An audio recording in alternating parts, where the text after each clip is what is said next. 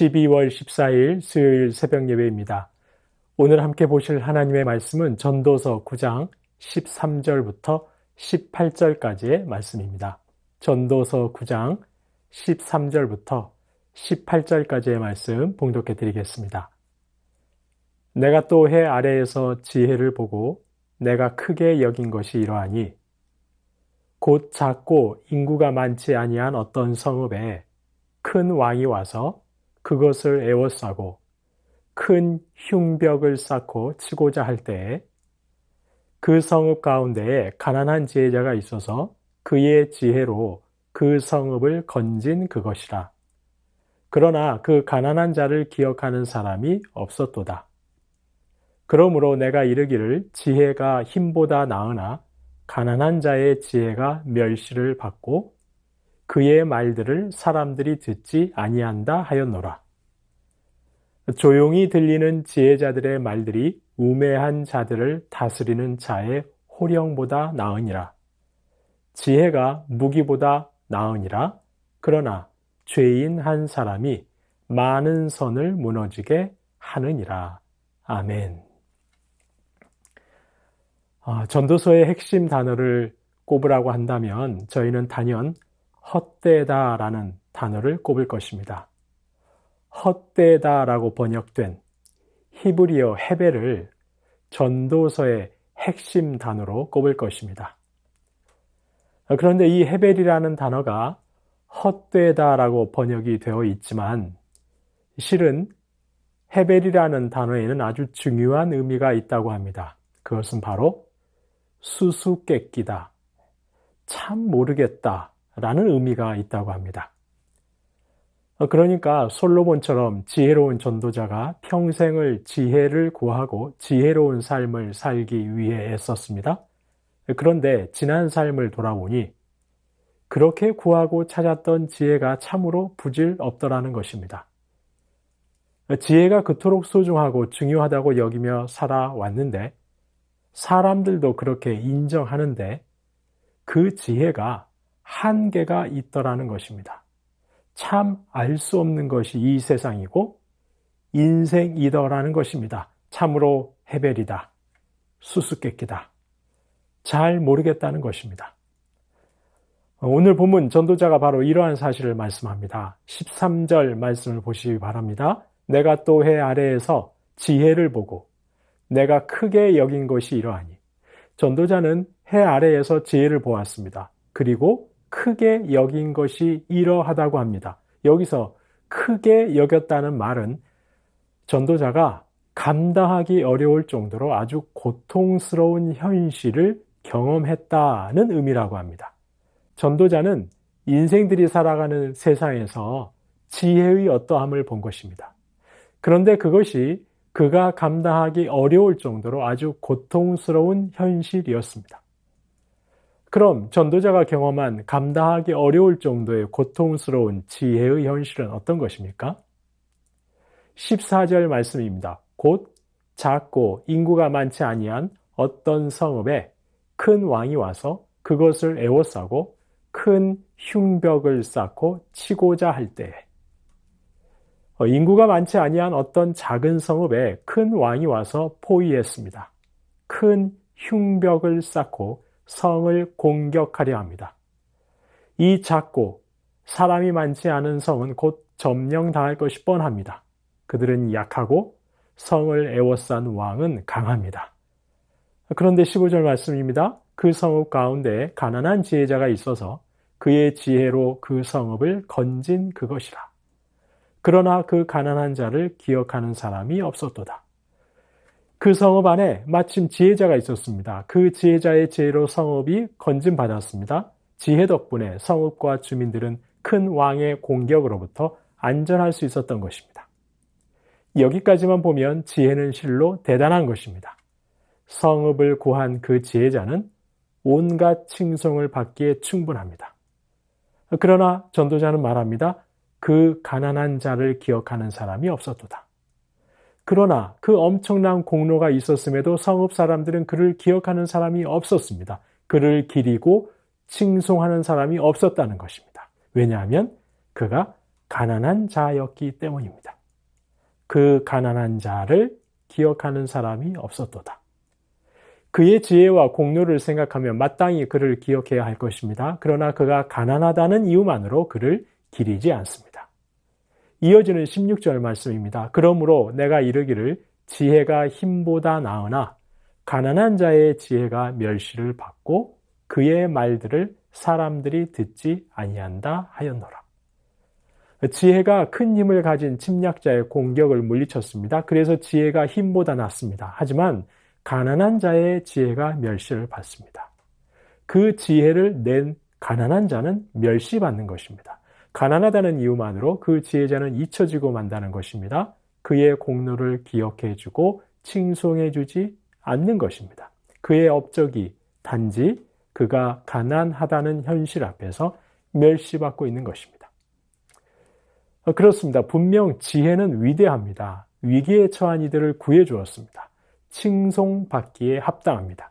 그래서 사람들도 말합니다. 이어지는 17절 말씀입니다. 조용히 들리는 지혜자들의 말들이 우매한 자들을 다스리는 자의 호령보다 나으니라.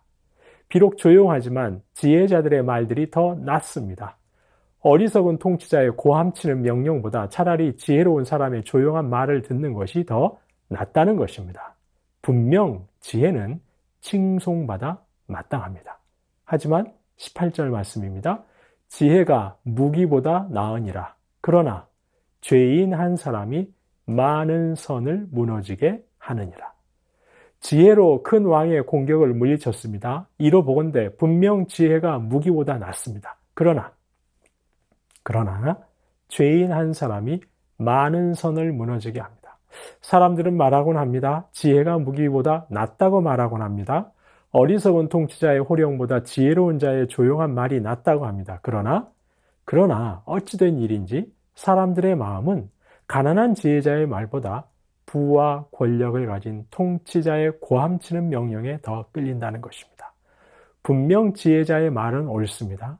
하지만 사람들은 얼마나 어리석은지 모릅니다. 그들은 종종 그릇된 선택을 하고 만다는 것입니다. 죄인 한 사람을 택하고 만다는 것입니다. 그리고 사람들이 선택한 죄인 한 사람이 온갖 선한 것을 다 망쳐버립니다. 가난한 지혜자가 구해놓은 성읍을 망쳐버린다는 것입니다. 악한 권력자가 온 성읍과 나라를 망치고 무너지게 한다는 것입니다. 사람들은 그렇게 어리석은 선택을 하고 만다는 것입니다. 말로는 지혜가 무기보다 낫다고 합니다. 조용히 들리는 지혜자의 말이 어리석은 통치자의 호령보다 낫다고 합니다. 하지만 그들은 정작 무지한 선택을 하고 만다는 것입니다. 그래서 한 사람이 많은 선을 무너지게 합니다. 사람들이 그렇게 어리석은 선택을 하는 까닭은 지혜자가 가난하기 때문입니다. 그 지혜자가 가난하다는 이유만으로 사람들로부터 인정받지 못합니다. 멸시당하기도 합니다. 이것이 바로 현실이라는 것입니다. 해 아래의 세상이 요지경이라는 것입니다. 전도자는 바로 이러한 현실을 본 것입니다. 그가 감당하기 어려울 정도의 고통스러운 지혜의 현실을 본 것입니다. 지혜의 한계를 본 것입니다. 지혜마저도 유한하다는 것을 본 것입니다. 그래서 모르겠다는 것입니다. 인생 참 모르겠다는 것입니다. 세상이 참 수수께끼라는 것입니다. 헤벨이라는 것입니다. 성도님 여러분, 그렇습니다. 지금도 이 세상을 보시기 바랍니다. 세상은 지혜가 무기보다 나은 것을 알면서도 정작 지혜를 멸시합니다. 어리석은 자를 선택합니다. 그래서 때로 세상은 더 어두워지고 더 멸망의 구덩이로 떨어지곤 합니다. 저희는 이러한 어리석은 세상 속에서 살아갑니다.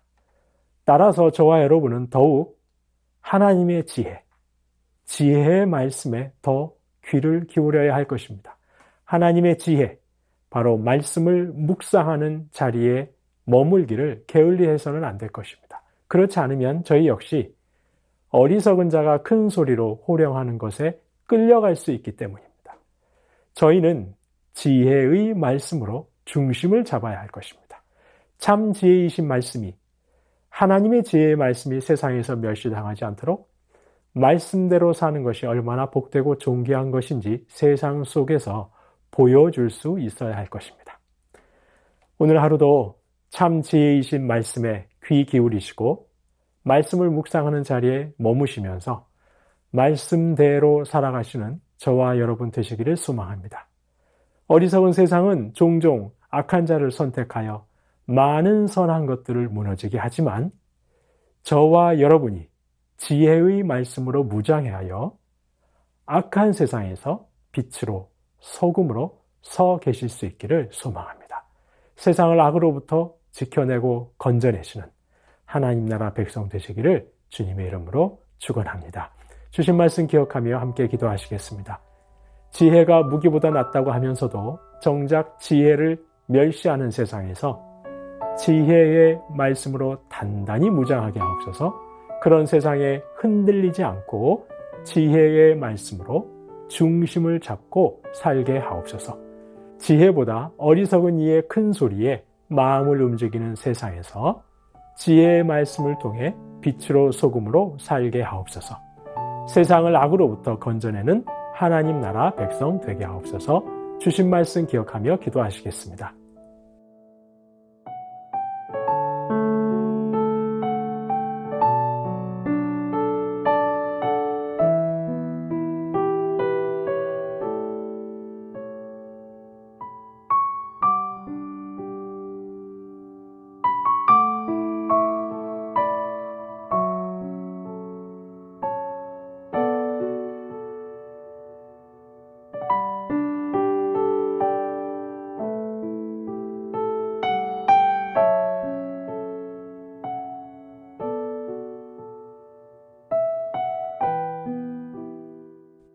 나라와 열방을 위해서 기도합니다. 이 땅의 백성들이 점점 어두워지고 각박해져가는 이 시대를 닮아가지 않게 하옵소서. 무정하고 삭막한 심령들 되지 않게 하옵소서. 온 땅의 교회들마다 가난하고 아프고 소외된 자들을 돌보지 않는 이 악한 세상에 맞서서 사랑의 불을 환히 밝히게 하옵소서. 나라와 열방을 위해서 함께 기도하시겠습니다.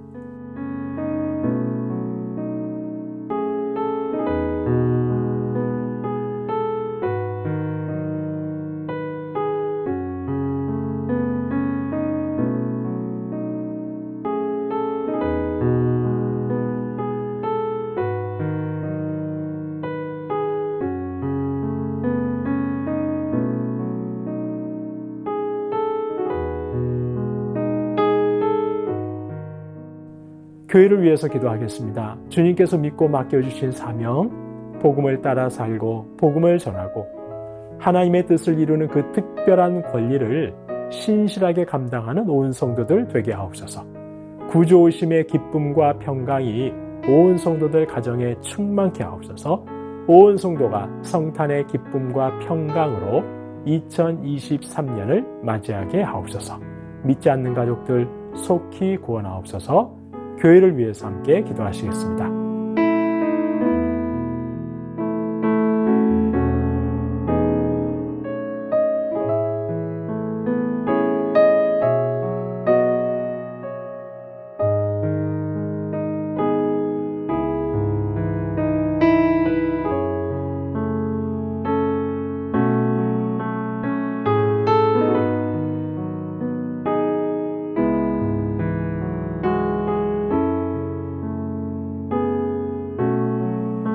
마지막으로 선교사님과 환우분들 위해서 기도합니다. 오늘 수요일은 아이국의 오세날 강법의 선교사님입니다. 성탄절 복음 축제 예배를 성령의 능력과 지혜로 준비하여 복음이 온전히 증거되게 하옵소서. 주일학교 학생들 가운데 있는 힌두 학생들이 프로그램을 준비하며 주님을 만나고 그들을 통해 가족들이 주님께 돌아오게 하옵소서. 이기범 집사님, 강동엽 어린이, 김순금 권사님, 권호순 권사님, 이민환 권사님, 신혜남 권사님, 추명우 성도님, 휴승민 형제님, 이춘실 집사님, 김인혜 집사님, 김찬준 집사님, 김영자 권사님, 정순금 권사님, 김봉남 권사님, 김광순 권사님, 박문천 집사님, 노성빈 형제님, 최랑 집사님의 아버님, 이외에도 독감에 걸리신 분들, 또한 코로나로 확진되신 분들, 수술하시고 시술하시고 회복 중에 계신 분들의 온전한 회복을 위해서 마지막으로 선교사님과 환우분들 위해서 함께 기도하시겠습니다.